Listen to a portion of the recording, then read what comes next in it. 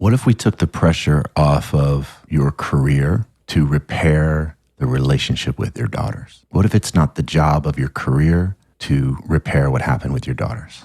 As you said that, I had this image of a fucking valve stem like on a tire, and it just was like, psst, and I could breathe again. There was, oh, there's room. I feel like I can't breathe with all that pressure. It's like so fucking heavy. Yeah. It's too much. You are listening to The New Man, Beyond the Macho Jerk and the New Age Wimp. Your host is men's coach Tripp Lanier.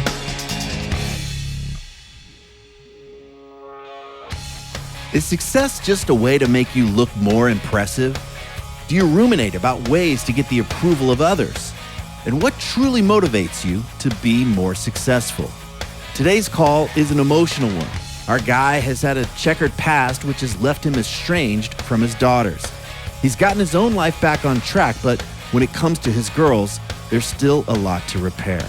In this call, we start out talking about making money, but we quickly reveal what's driving his need for success. Make sure to stick around to the end to hear how things have progressed since this call was recorded.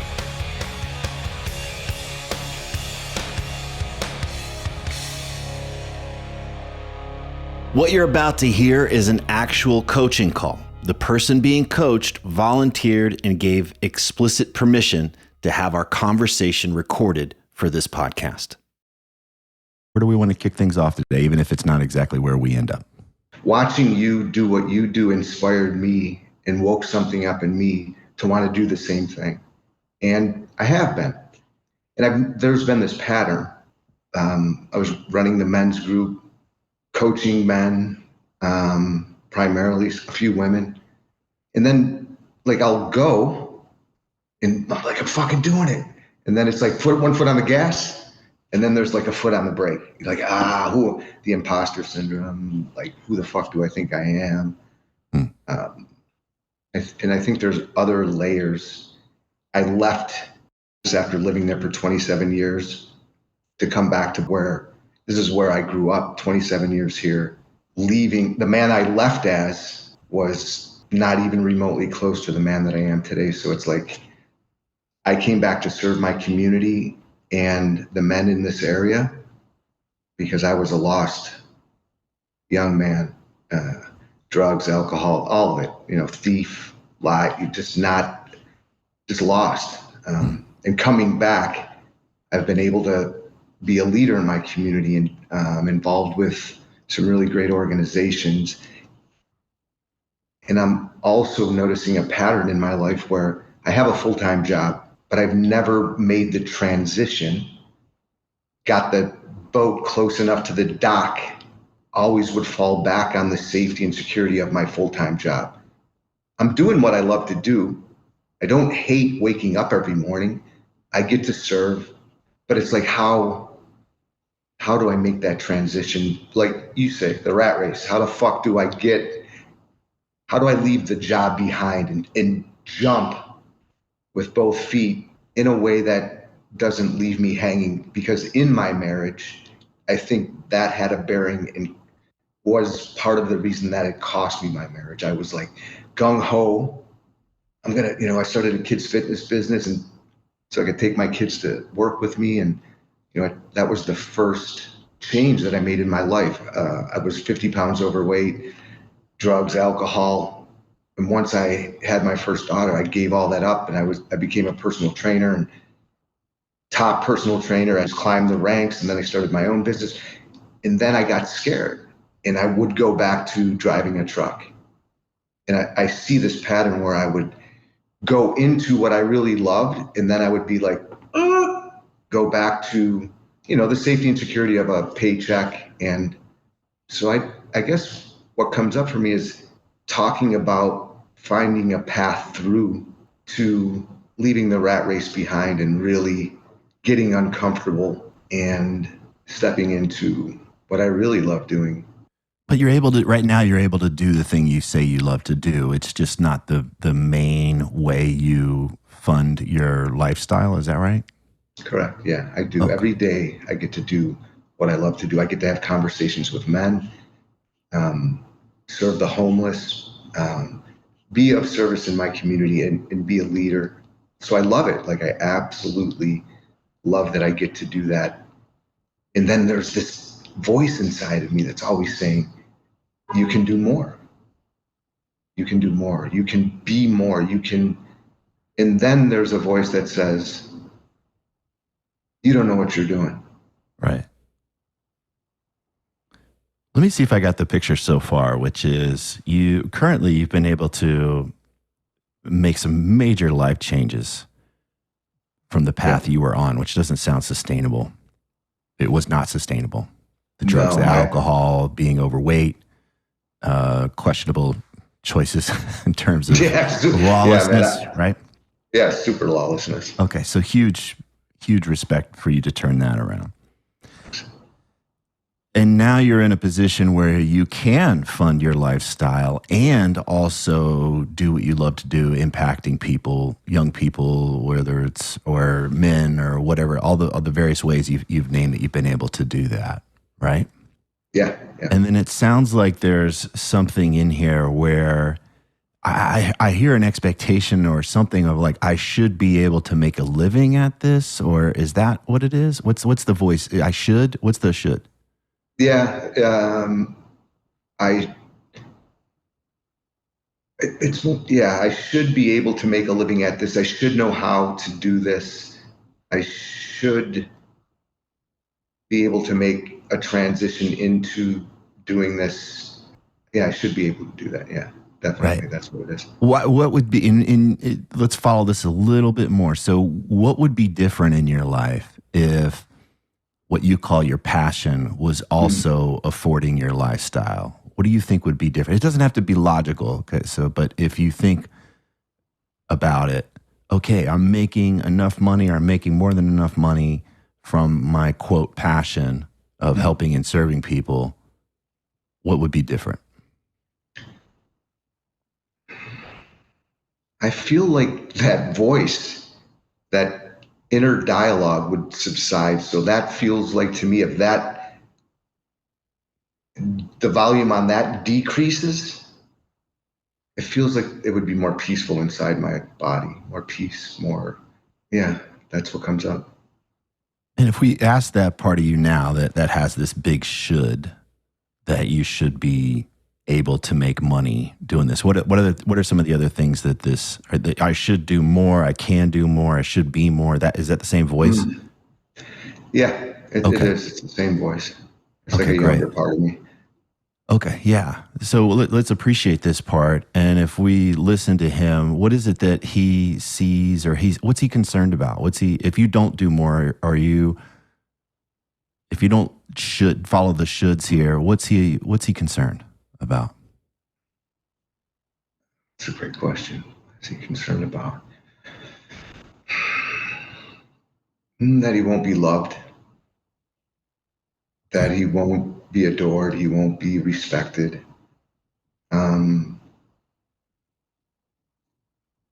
There's another layer, and it has to do with the relationship with my children. So it's the adult me and it's this younger part of me.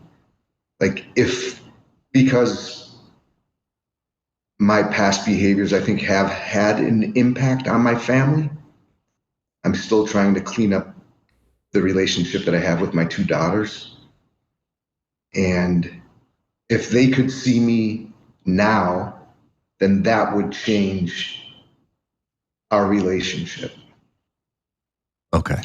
That would make things different, or somehow they would view me in a different light, or they would love me, or they would speak to me. Okay. So if we follow this down in this moment, this voice of you should be more, you should do more, you should take this ability to serve and help others, whether it's men or people in the community with their health and fitness or their way of being in the world. If you did this more and you were able to actually pay your bills and have a successful career and business around it, then according to this part, then that would open the door to having the relationship you want with your daughters. Is that right? Yeah, and I have a son too, and it's like I yeah, like all three of my kids. Then it would things would somehow be magically different.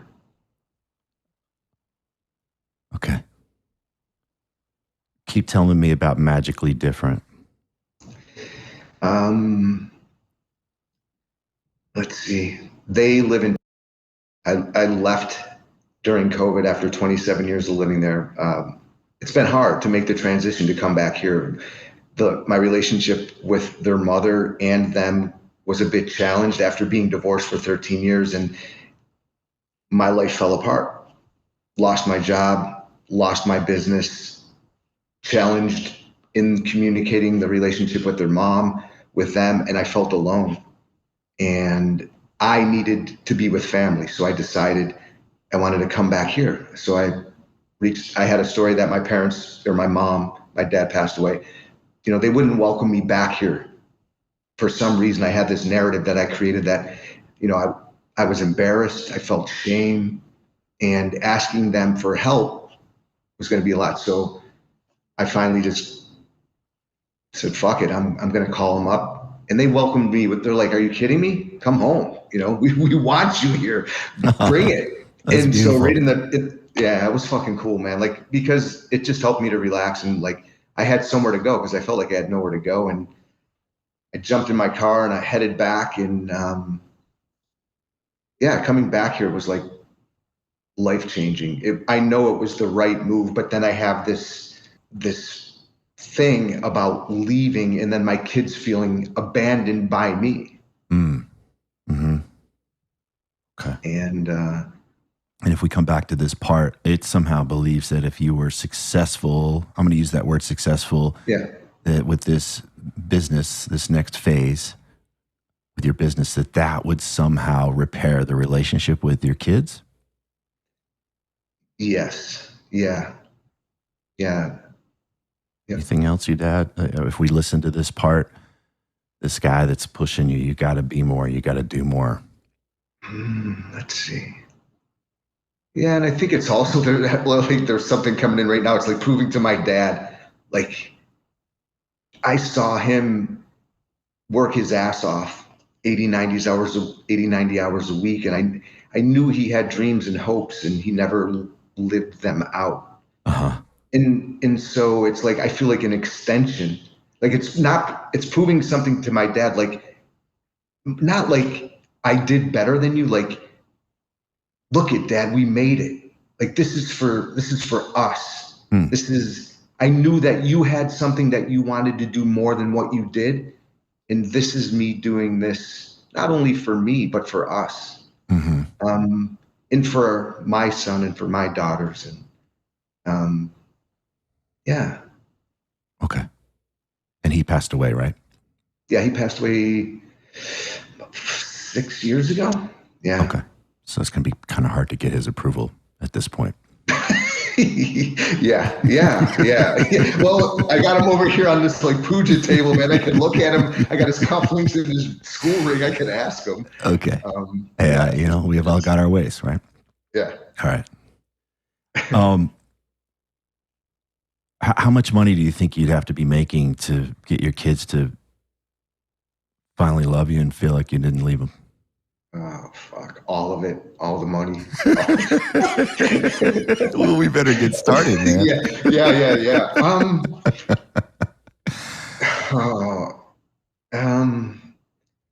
Yeah. That's a great question too. Like that, I'm thinking about what you're saying, like putting a dollar amount on love. Like, if I made this X amount of dollars, then they would love me X amount more. It's fucking stupid. Like, I know my kids love me.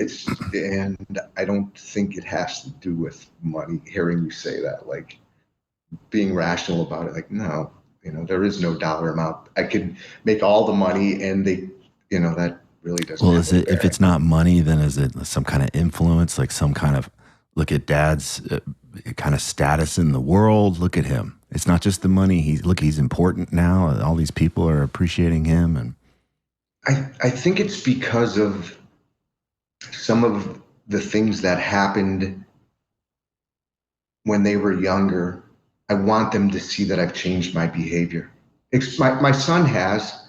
He gets it. Our relationship has been repaired.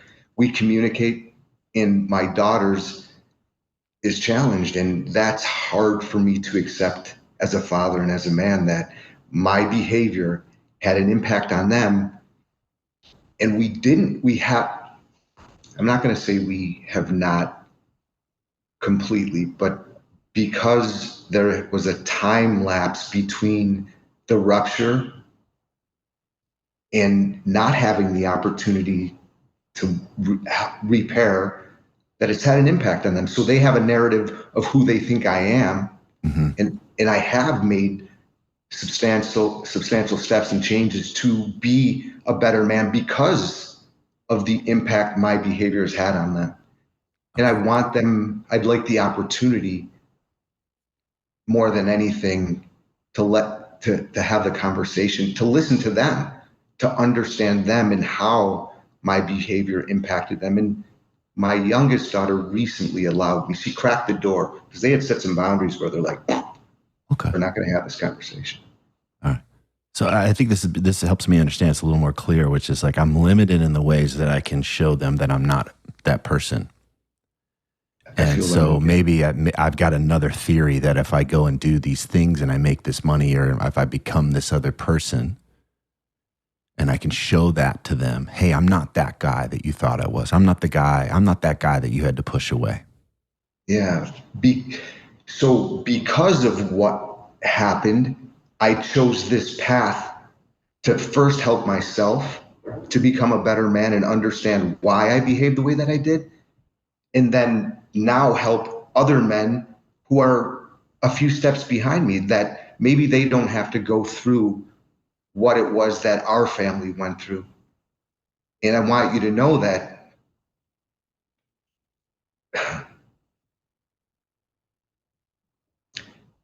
what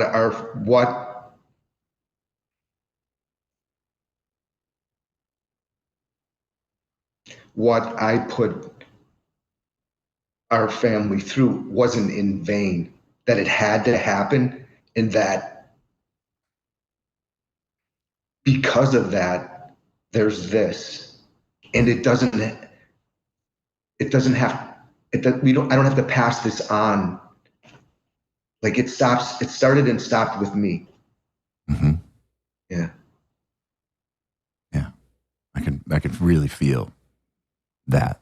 And it makes a lot more sense. It's not just about the money. No. Right. Not at all. Like I don't give a lot of fucks about the money.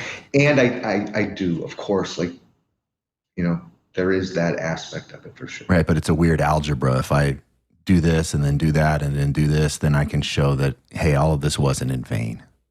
Yeah. Yeah. Yeah. And I'm not that guy. I'm not that guy that you think I am. Correct. Yeah. It's the biggest thing is I love my daughters, man, more than anything in the world. And knowing that I hurt them, it kills me. Yeah. What if we took the pressure off of your career? What if we took the pressure off of this mission that you have to serve others, to repair the relationship with your daughters? What if it's not the job of your career or your mission to repair what happened with your daughters? As you said that, it felt like, as you said, what if we relieve the pressure? I had this image of a fucking valve stem, like on a tire, and it just was like, and I could breathe again. There was, oh, there's room. There's room. And it felt great. Like pressure needs to be off because I feel like I can't breathe with all that pressure. It's like so fucking heavy. Yeah. It's too much. It's also a burden on the people you're serving. Mm. And I'll explain why. It's right. It's like, I need I need to make an impact on them. I need to make a difference in their lives. I need this. It's not really about them. It's for me. Yeah, dude, that was, thank you for that. Yeah, big time. Then it's totally not about them at all. And that's not serving anybody. It's like me. That's fucking selfish as fuck. I mean, we love to help people. It feels good to help people, right? It's a wonderful exchange and it makes life meaningful, but it's different when there's that hook of like, come on, have your breakthrough, brother. I need you to have this breakthrough. It's like I need it's a fix, man. Like I'm slapping my arm, man. You better fucking have a breakthrough today. My daughter's hanging on this, right? Yes, absolutely, man. For sure. So if we think about wherever it starts to feel tight or that grip starts to come in and like, I've got to make something happen or this has to be a certain way, that's a wonderful place to slow down, especially when it involves somebody else, like we're doing something for somebody else. Absolutely. And if we're not aware of it, we're kind of strong-arming things into that place. It's one of the reasons why we had made agreements before we had this conversation where it was like, let's relax that. This could go completely sideways. Nothing has to happen today. And that was for both of us, just to allow us to go into this place with just open curiosity and knowing that it was completely okay for nothing to happen. That letting go of that attachment. But if I've got this attachment and I need this person to be different or move in a different place or to something to happen so I get paid or whatever, then I can't, it's really hard to do this work. It is, man. It's a burden on the other person. Yeah, thank you for that. It also makes the work hard. Yeah. And I could see how the attachment creates the suffering. So relaxing into not having an expectation would not only make it better for them, because I'd be coming from a place of true service, or it's not about me. It's like what you're doing for me right now. Like, just relax. If something happens, cool. If it doesn't, cool. There's nothing. And I feel that from you. Like, I don't feel like, fuck, man. I gotta get this podcast downloaded 1 million times. So you better fucking, but that's what I'm not getting that from you. So thanks for modeling. It reminds me of I've been fortunate to have some really quality women in my life, and if I was in an insecure place, it would become about sexual performance, and to have a woman be like, slow down, let's stop. Yeah. This you think you're trying to help me, and you think you're trying to get me off, but this is not it. It's funny you say that because I was thinking about relationships and women and how that could be extremely unattractive and a turnoff, and just having you just slow down and breathe and like don't do me any favors and try to whatever. Yeah, and it's also I need to get her off so I feel better about me. Right. Oh, so look at me! I'm a man or whatever. I'm enough. I'm adequate because I was able to get her to do a thing, and nobody wants to feel like a means to an end. In that regard, I mean, maybe it's a little playful if you got a good relationship. There's that phase too, right? Yeah, so, for sure. But that, like, this is really about me. Your pleasure's about me. There's this real subtle hook there, and being able to name that, and like, oh right, I am doing that thing. I am making it about me. This is about my insecurity. Yeah, and I wasn't seeing that at all. And now it's like, oh, yuck. That's, like, what it's reminding me of is to get really present and just be in my body and not be in my head, and just be really allowing. And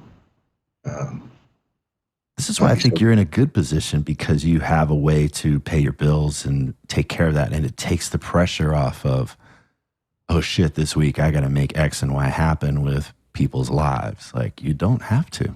It can, you have this space. And I think this is where a lot of folks get wrapped up, where it's like, my mission has to be the thing that pays my bills. And it's wonderful if you can, but you got to understand that it starts to muddy the waters too.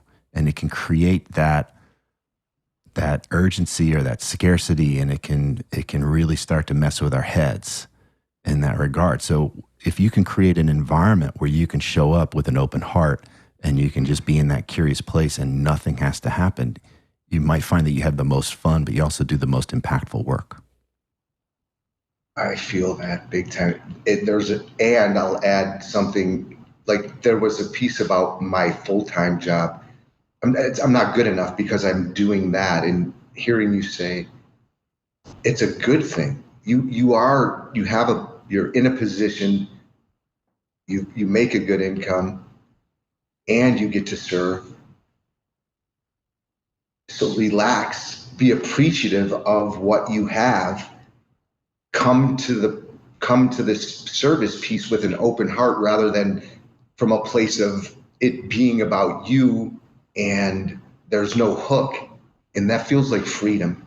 Like I feel free and again, more room to be able to be of service to others, knowing that. And it's me telling myself that I'm enough. Like it doesn't have to be a different way. I don't have to have a different job. It doesn't have to be any other way than the way that it is right now. Mm-hmm. And then from that place, moving forward. Yeah, and what's also true at the same time is I want to repair the relationship with my daughters, right? That doesn't go away. But now it's not obscured or muddied with, cool, the way to do that is to go do this impressive thing. Right. Yeah. Yep. Yeah, I love that. So if we start to play with this spaciousness and this freedom, releasing the pressure off of the work that you do that's tied to your mission, and we start to really bring into focus the deep desire you have to repair the relationship with your daughter. And I understand that's a two-way street. They've got to be able to meet you in that regard. Yeah, sure. Mm-hmm. But what can we do to make sure your side of the street is in alignment with where you are? That's a great question.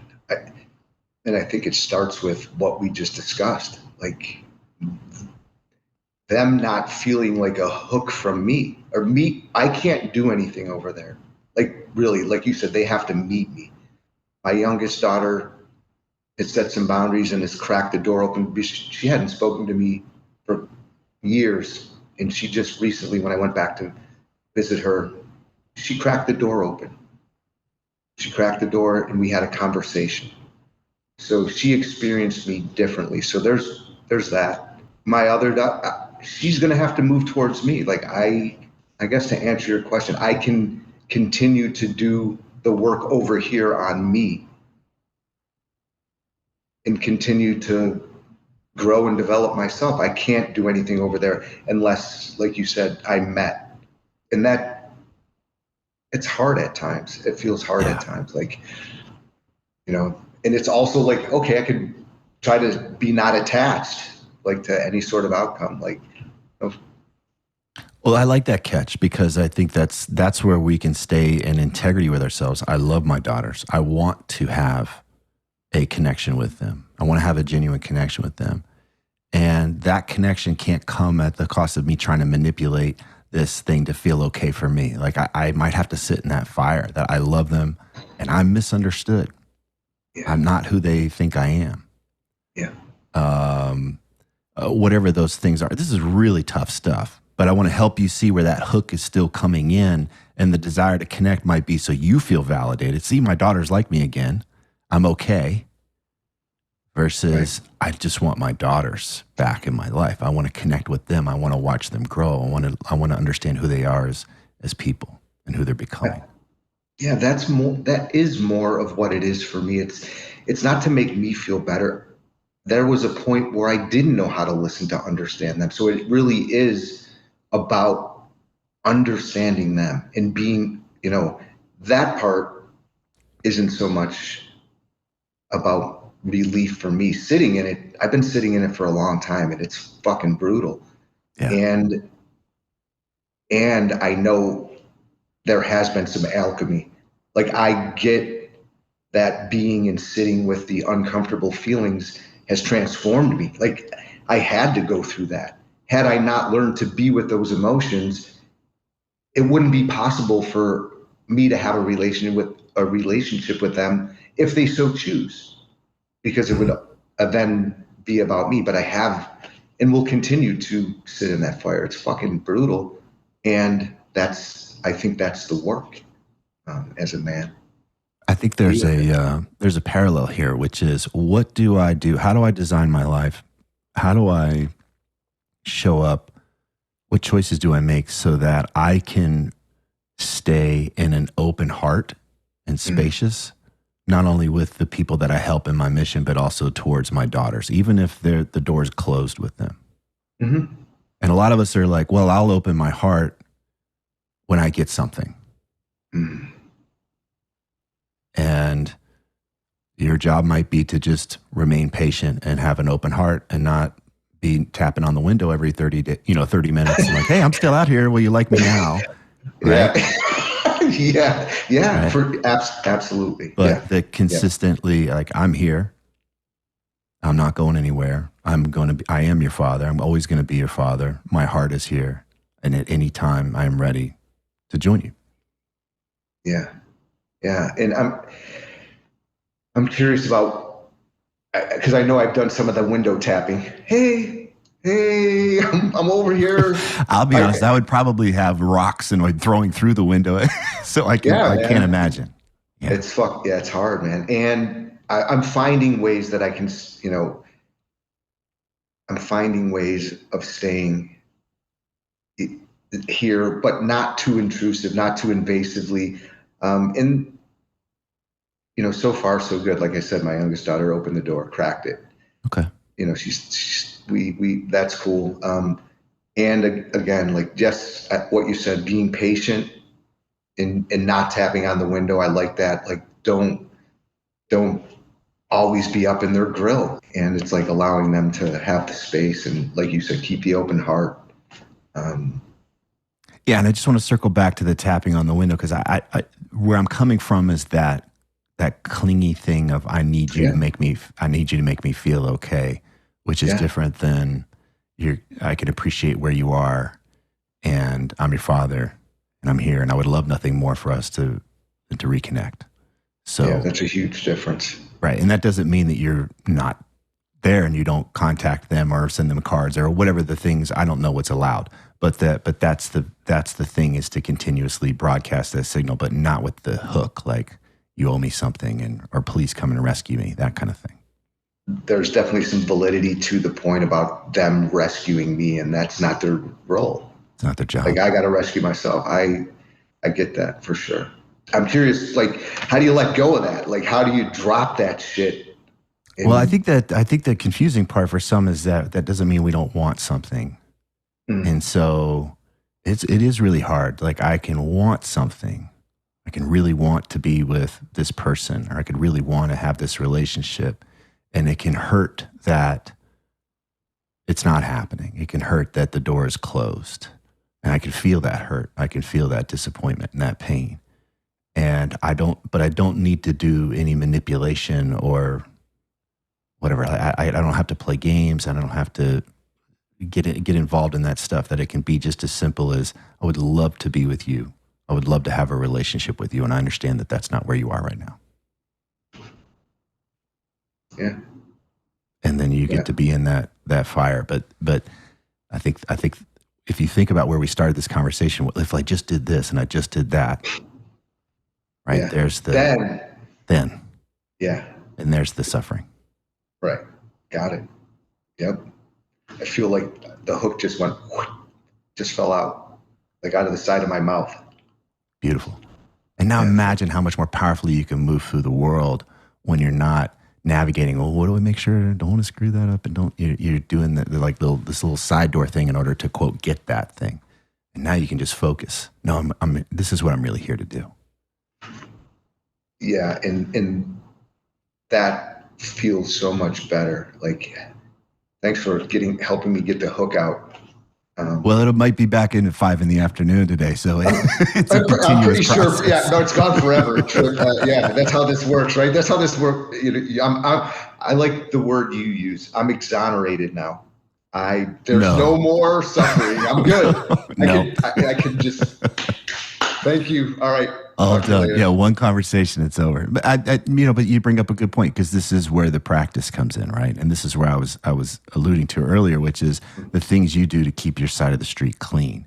So you might have like a poker tell, like, oh, I know when I start to do this, that I'm doing that thing again. And I notice when I start to worry about XYZ, or I start to feel this pressure in the chest or whatever, I'm back on that attachment train. I'm back on that manipulation train. And so what do I do to come back to center? And that becomes your practice. So whatever, it's a spiritual practice, it's an emotional practice, it's pivoting into other things. But it's over and over again. It's like bouncing a basketball on your finger. You're in constant motion, and you're noticing, oh, I'm getting sucked back into the thing that I do. And so I come back. And this is why we meditate. This is why we do the journaling. This is why you do the other practices of talking with others or whatever it is, because we will be seduced and suckered back into that place. There is no exoneration, as you pointed out. So you're anticipating it. At when am I going to get suckered back in? When am I going to get pulled back in? And knowing what it feels like and knowing what your behaviors look like, so that you can pivot back into different places.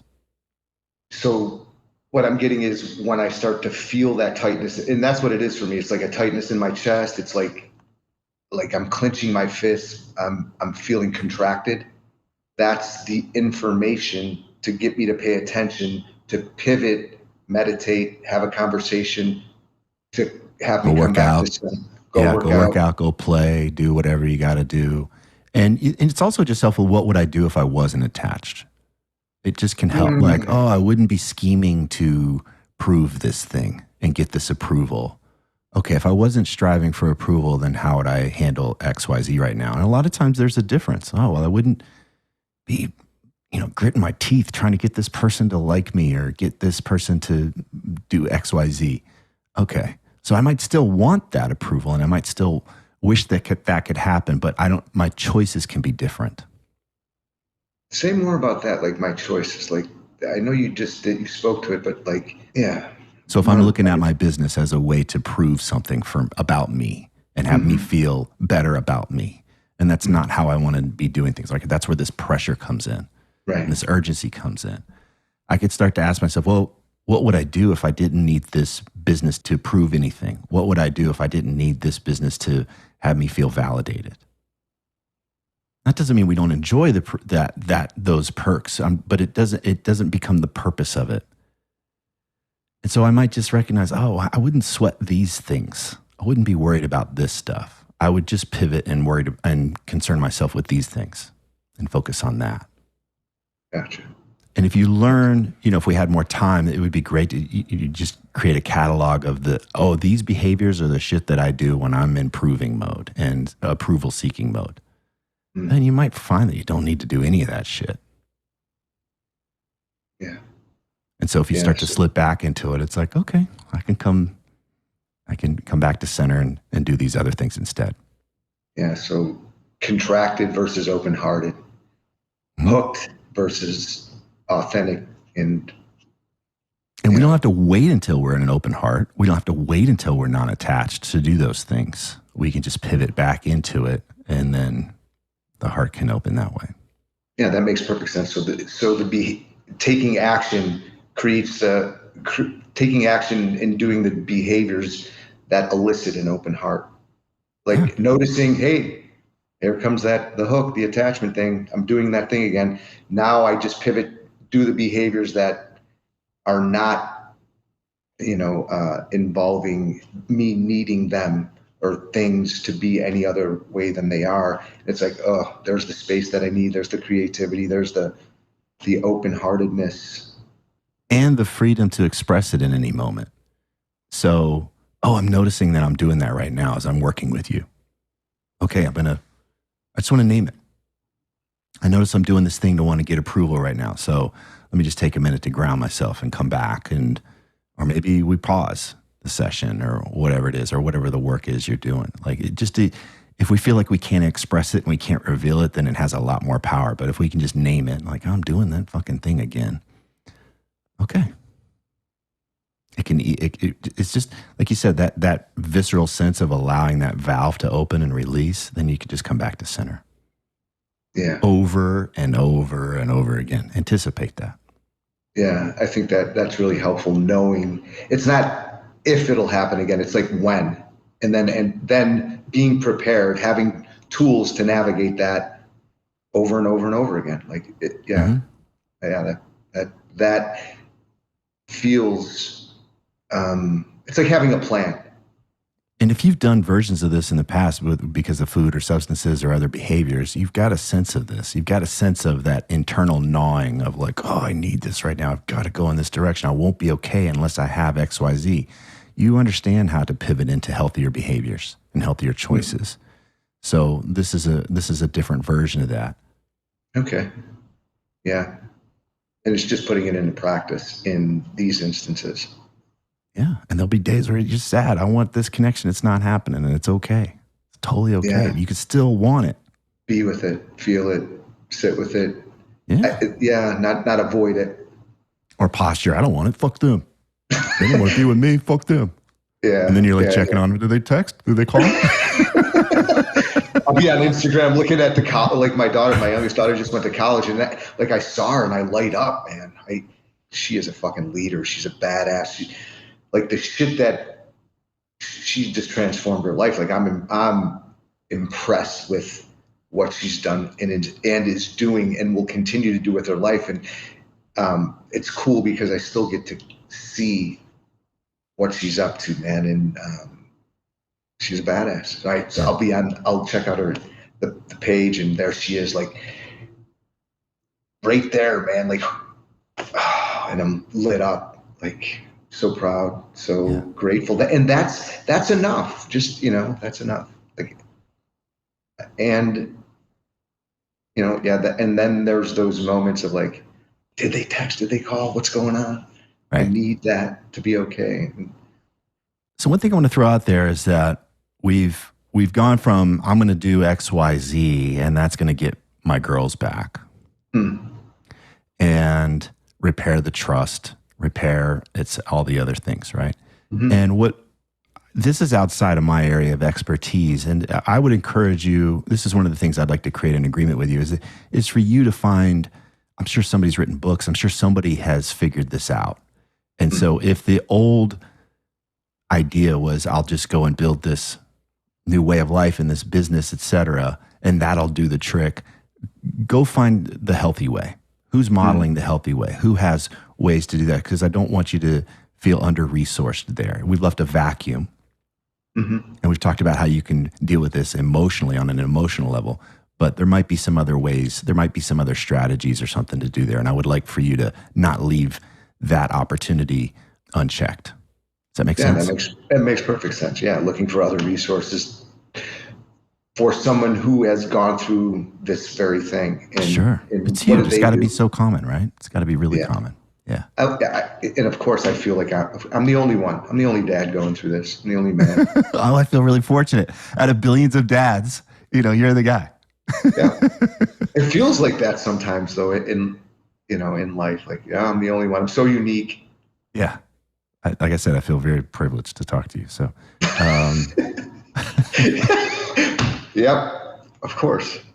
And then how could we take today's conversation and turn it into practices and new ways of behaving? You help me to see where I'm hooked and where that isn't serving me or the people that I'm working with or my daughters. It's not serving anyone.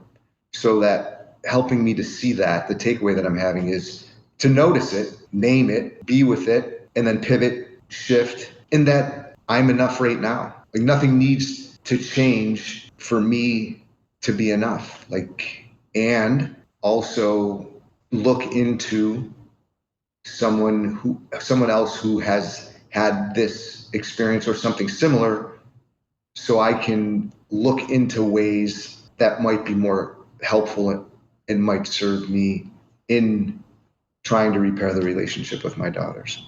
Okay. And what this does is it takes the pressure off of your work and it takes the pressure off of your daughters to help you just enjoy your life. Yeah, I definitely want. Right. So what can you do to enjoy your life, even if it's not some of these the ideals that you want? You still get to enjoy your life, and what it does is it takes the pressure off of them to do that for you. My way was like you stay stuck, and you just keep. There's this looping pattern. You just keep going back into not enough. I need my daughters to be okay. I need this business to be okay. Hook, hook, hook. Like, okay, that's there. That's coming. Be prepared. And now it's like the way through is new behaviors that will allow me to have an open heart and continue to live my life with more peace, more freedom, and that's still there. It's not going away. And that's okay. Tough path to walk, but yeah, it takes the burden off of them. Yeah.